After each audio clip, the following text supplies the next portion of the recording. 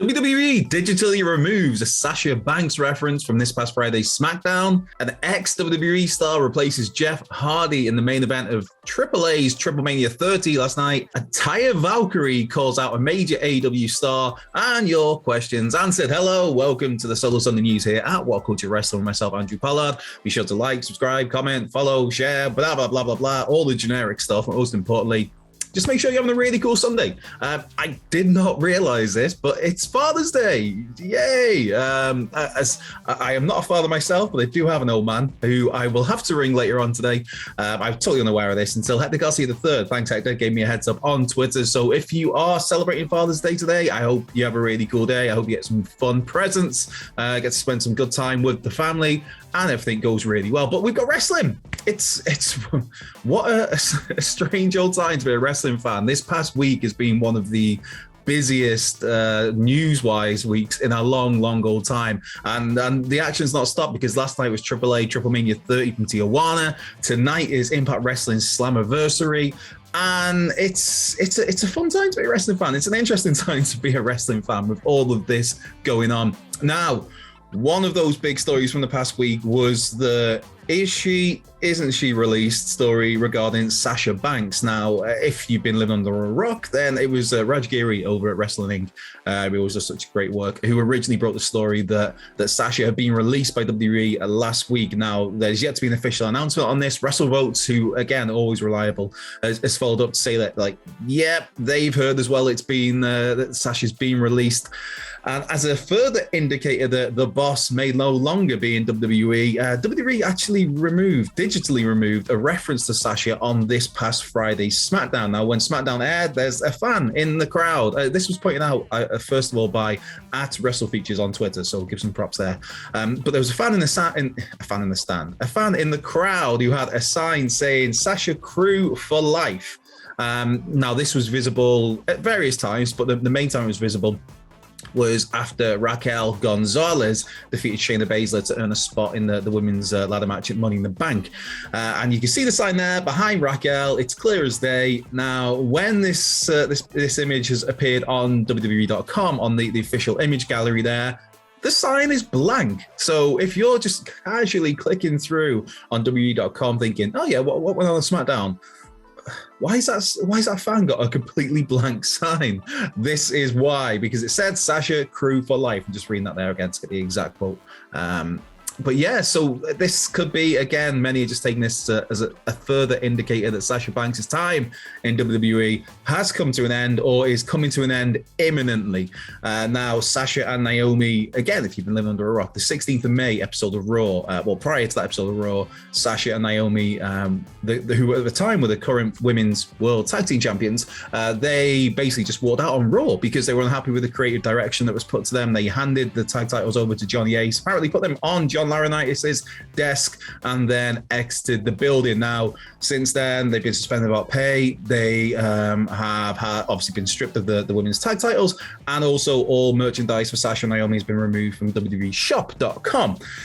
And then it was, like I said, last week, Raj Giri broke the news that Sasha is no longer with the company, but WWE has, as of this recording, who knows what could change today, man. It's, like I said, it's been a whirlwind week. But yeah, as of this recording, Sasha Banks, WWE has not officially released her, but internally the belief is that Sasha's time with WWE is at an end. Now, Triple Mania, AAA. We get to give some love to AAA today because it was Triple Mania 30, the Tijuana leg. This is a 3-leg event. April was Monterrey. Coming up in October is Mexico City. And last night was Triple Mania 30 from Tijuana. And the main event originally was supposed to be, it's going to be Dragon Lee Jalisco versus the Hardy Boys. But obviously plans changed, brother, because Jeff Hardy, following his suspension from AEW, it was announced that it would be Matt Hardy and a mystery partner in the main event. That mystery partner, there's a third Hardy boy that we never knew about. It's Johnny Hardy. Yes, not to be confused with Johnny Hungy. Johnny Hardy, a.k.a. John Morrison, a.k.a. Johnny Mundo, a.k.a. Johnny Impact, a.k.a. Johnny Superstar, a.k.a. Johnny Elite. You get the point. That fella, John Hennigan, former WWE Tag Team Champion, former WWE Intercontinental Champion, I believe US champion. I don't know, Impact World Champion anyway. And obviously the man in Lucha Underground, him and Prince Puma, old Ricochet, King Ricochet, as it were. Then, So it was Johnny Hardy and Matt Hardy versus Dragon Lee Jalisco. Johnny Hardy basically turned heel in the first match they've teamed together. I believe it's the first match they've teamed together. The first match he's worked as Johnny Hardy. He hit a low blow on Matt Hardy, allowing Jalisco to get the win. Then after the match, Johnny Hardy attacked Dragon Lee and Jalisco. Matt Hardy made the save with the twist of fate. That was where things are with there. So that was the person they chose to replace Jeff Hardy with. Now, John Morrison, John Hennigan, whatever you want to call him, is a major star in Mexico. Is just he's such a talented dude. I mean, I know that some people are pointing out that he looked a little bit. What's the word? A little bit off the pace, a little bit, I don't know, clunky in his two appearances recently for AEW, and I can agree with that. But I mean, I think that the dude, he's a fun guy to watch, and he's a bit of a goofball. He always seems to be having a blast with whatever he's doing, and yeah, it was cool to see him in the main event at Triple Mania. But also at Triple Mania, not just was Johnny there, but Johnny's real life wife, Taya Valkyrie. She came out after there was a 5-way match where, basically Rey Fenix unified the World Cruiserweight title and the Latin American title in this mental bonkers 5-way, from what I gather. And after the match, Taya Valkyrie came to the ring with a microphone, teased from the faction with the Lucha Bros, which is something very much to keep an eye on, and then threw out the challenge to one of the hottest stars in AEW, Thunder Rosa. So we could have La Mera Mera versus La Vera Loco. And I'm totally here for this. Now, Thunder Rosa was quick to reply to this, because obviously the video of Taya throwing out the challenge appeared on Twitter. Thunder Rosa saw all of this playing out while she was at a fan event and responded in kind with her own video, basically just saying like, yeah, it's on.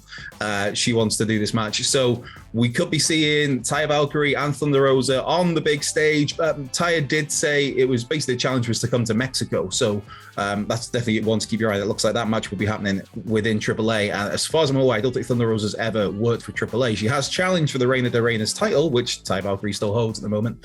But I don't think Thunder Rosa's actually competed for AAA over the years. She has competed against Taya Valkyrie, though, over those years. It's not good for Thunder Rosa. I think it's 6-1 is the record in Taya's favor. That's in all matches, 3-1 when it comes to just singles matches between the two. But the last time they faced, which was earlier this year for Zicky Dice's Outrageous Paradise, I think it was called. Anyway, that event, Thunder Rosa was victorious over the former Frankie Monet in Taya's first match after being given a release by WWE. So that's something to look forward to. Thunder Rosa, Taya Valkyrie, I'm here for that. I'm also here for your questions, because it's a little bit light on the news today. It's like I said, it's been a strange old week, and it feels a bit. Myself and editor Ryan have a little bit of downtime. Not downtime, but it's like, we can kind of breathe and just look at what happened at AAA last night. I should probably throw out there, Penta Oscuro is going to be putting his mask on the line later this year against Villano 4 of WCW fame and AAA fame, obviously, after Penta lost last night against Blue Demon Jr., which puts Penta through to the final of the tournament where the mask's on the line against Villano 4. That'll happen at Mexico City, which is AAA Mania 30 in October. We're just here today to talk about Triple Mania, throw out a few other bits, and answer some questions, which there are plenty that have come in. Mark Soul, who's got in there early. Morning, Andrew. Apollo loves pool time. Hey, man, don't we all? As always on a Sunday, if you throw any pet pictures my way, it always brightens my Sunday when I'm here, cracking away, working. And that Apollo looks very happy there in his pool. And man, the weather. I don't know where you are these days, people across the world listening to this, watching this, but where I am this weekend, we've had a heat wave. But yes, Mark said, thoughts on what singles titles Dominic Mysterio will win first in his career? Hashtag this is a news. See, part of me thinks that the NXT North American title, that's my first thought, because I kind of feel that I don't know, there's so many different ways you go Dominic, because I mean, the dude's 25, so he's still relatively young in the business. He's relatively young in terms of his in-ring experience, but there's clearly a lot of talent there. I mean, he's far from the finished article. But part of me thinks that he'd benefit a lot from a stint in NXT. But obviously, it depends if you're going to go and do the, because WWE loves to do these splits. So if they're planning to do Rey Mysterio versus Dominic Mysterio, obviously Dom's not going to NXT. But for me, I'd be happy with him going to NXT. Maybe wins that North American title. If not, he stays on Raw, and he'll probably get the US title because, hey, that's the title on Raw, and it's a hot potato title for the most part. But whether he's the one to get off Theory, I don't know, because we'll see how things go. But I think it's either the US title or it's the North American title. It's a secondary title. It just depends where it happens. John Harrison. Morning, John. Good morning, brother. I hope you are safe and well. I am. I'm safe and well. I've got coffee here. Swig coffee for the working man on a Sunday. Little Macho Man Randy Savage mug. Is Gunther the one? Can Gunther finally restore the prestige of the Intercontinental Championship? I'm actually a little hopeful. Have a great day. Thanks, John. You have a great day too, my man. He's got as good a chance as anybody. It's again, actually, see right behind me there.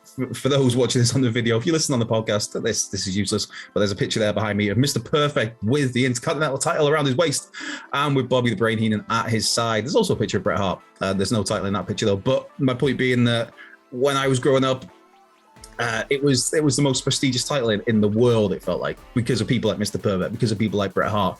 I'm not a fan of the man, but because of people like Shawn Michaels, to be fair. Tito Santana, man, I mean, people will look at Tito Santana and just be like, El Matador. No, man, the dude in that late 80s, he was a massive star, and a big part of that was the Intercontinental title around him. He'd be headlining the live shows where you'd have the two kind of different touring brands, as it were, where you'd have Hulk Hogan headlining the A shows, and Tito Santana was the one drawing the numbers for the B shows, headlining those shows as IC champion. Of course, Macho Man Randy Savage. But then you go on Razor Ramon. There's so many major names who've held that title in a prestigious way. I mean, you can have a major name hold it and it means nothing, because it could just be, it all depends on how that person is framed, how they're positioned, how the title is viewed and held by the company creatively at that point in time. And I think clearly WWE creatively lately, there's question marks.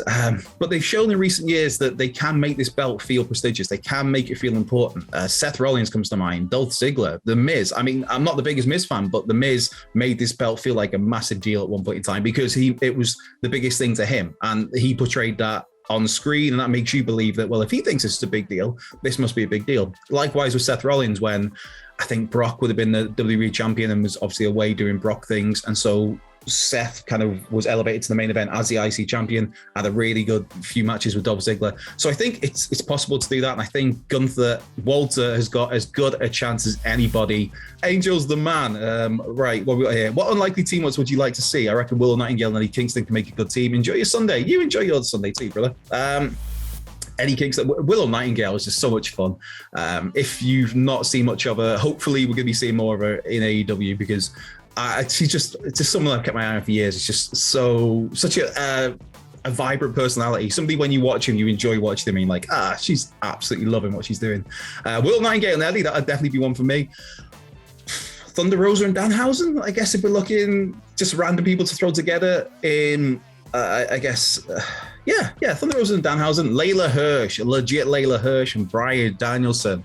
Oh, think of all the bones that could be broken there. That would do it for me. Eddie Kingston and Bryan Danielson, if you're talking unlikely, two guys that supposedly cannot stand each other, particularly Eddie cannot stand Bryan. So and not an unlikely team, but one I'd love to see get back together and dethrone the Usos. KO and Sami Zayn, they the ones. I mean, that's how I'd go out of this, where you've got the whole Sami Zayn bloodline thing, where he's starting to realize that maybe they're kind of just stringing me along and using me. What better way to get revenge than bringing in your good old pal KO once he's done with Ezekiel, Elias, whoever, and then going after those titles. So not an unlikely pairing, but one I'd like to see. Right, a couple of last questions to get through quickly. Mighty Sir Woof Woof, what a name. Where do you see Sasha Banks signing once the 90 days is over? Impact, AWA, NWA, or Stardom? Stardom, I think it'd be so much fun to see her in Stardom. As a big NWA fan, it'd be so much fun to see her in NWA. As an Impact fan, Slammiversary tonight, it'd be so much fun to see her in Impact Wrestling. And as an AEW fan, of course, it would be so much fun to see Sasha Banks, Mercedes in AEW. I think the most likely one does seem obviously AEW, because it all depends, because I think maybe Sasha might have again, it's just me spitballing. She might have aspirations to do more acting work. So she might just take a break from wrestling, because, I mean, this isn't the first time something like this has happened with WWE, where she's been unhappy and she's been out of action for a spell, not due to injury, just because she's away from TV for whatever reason. And so maybe she just wants to take some time to, obviously there is, if it's a case of her being released, there will be that 90 days. Maybe she just wants to take some time away from wrestling for a little bit. But as and when she does resurface, if and when she does leave WWE, all these ifs and buts, I think AEW just seems like a given because of all the new women there for it to work with. Thunder Rosa, man. Oh, to do something properly with Toni Storm, Britt Baker, obviously, DMD, put some respect on that name. Mercedes Martinez. That'd be a fun one to see. There's Willow Nightingale. There's lots of Jade Cargill, obviously, Chris Statlander, Layla Hirsch. I'll always throw Layla Hirsch in when I can, whenever she's back fit and healthy. But yeah, there's lots of great. I mean, you look at the knockouts, man, in Impact, and I think Sasha Banks, I think Deonna Purrazzo, the virtuosa, and it's like, yeah, that's my sort of thing. Give me that. There's great options wherever she goes. Let's be honest. But I think obviously AEW does seem the most logical. I think. Where are we? Quick ones here. Marco Brian, and Andrew, what matches are you looking forward to for Slammiversary tonight? Which also ties into Jose A. Palomares. Is got in. Morning, Jose. Good morning. 2 a.m. over here in California. Oof, thanks for the early message or late message, I guess. Late night, early morning. Who knows? Such an under the radar wrestling weekend. Which was your favorite, if any, AAA Triple Mania match? Which match are you looking for the most out of Impact Slammiversary? Thanks for your Solo Sunday news. So to tie those into in terms of what I'm looking forward to with Slammiversary tonight, I mean, the big ones, Josh Alexander, Eric Young for the Impact World title. If you haven't already, there's an interview floating around on our YouTube channel where I sat down with Eric Young to have a natter about all things Slammiversary and plenty of other topics. So go and check that out if you haven't. But yeah, Josh Alexander versus Eric Young. That could be stealing the show, because Josh Alexander has just been on a tear for these last 3 years. Eric Young can always go when put in the right environment, so that should be great. Sami Callihan and Moose has my attention, because again, Moose these last 3 or 4 years just been absolutely brilliant, and the fact that this is a Monsters Ball match, then you're going to get spectacle, should we say. The Ultimate X matches are always a thing, and this one has Speedball Mike Bailey in, who's one of my guys, so hey, I'm looking forward to that. What Speedball Mike Bailey, Ace Austin, obviously the X Division champ, Trey Miguel, Kenny King, Alex Zane, Jack Evans. Yeah, and I think that's it. That's our 6, is it? Yeah, so that one should be good, because it's just always nuts stuff that you see in Ultimate X. I still always go back to Elix Skipper just doing insane stuff back in the day. Yeah, they're the 3 matches I think that jump out to me. Mainly it's the main event for me and Ultimate X, I guess. We'll see. I mean, the Queen of the Mountain match could be good. I'm not sure. I don't know. We'll see on that one. Those girls have the potential to steal the show, and let's see if they do. As for what Jose said about AAA, Triple Mania, I can't give a proper judgment on what my favorite match was at this point in time, because I've not seen it all properly. I've only seen bits and bobs and little clips here and there, because my plan is to put that on in the background while I start work. Well, while I resume work after this video. So I'll, we'll see what my favorite is on that one. But thanks for getting that question in, Mark and Jose as well. Right, that is it. I'm going to go and watch Triple Mania properly with all my attention. Well, not all my attention, because working, but some of my attention. But this has been the Solo Sunday News with myself, Andrew Pollard. Be sure to come and follow us on Twitter at WhatCoachWE. Follow me if you want. You don't have to. At Coach Left Peg on the Twitter. Be like, share, subscribe, comment, blah, blah, blah. If you're celebrating Father's Day in any way today, have an awesome Father's Day. If not, just have a great Sunday. I hope it goes really well for you. I hope whatever you're doing goes super cool. And have a fun one. And I will be back next week with more Sunday ramblings. As for tomorrow, I believe it's Wilborn and... is it Wilborn? Is Maury back tomorrow? I believe it's Wilborn and Maury tomorrow. But anyway, we'll be back with more news tomorrow. Have a great rest of your day, and I will see you next weekend. Boom.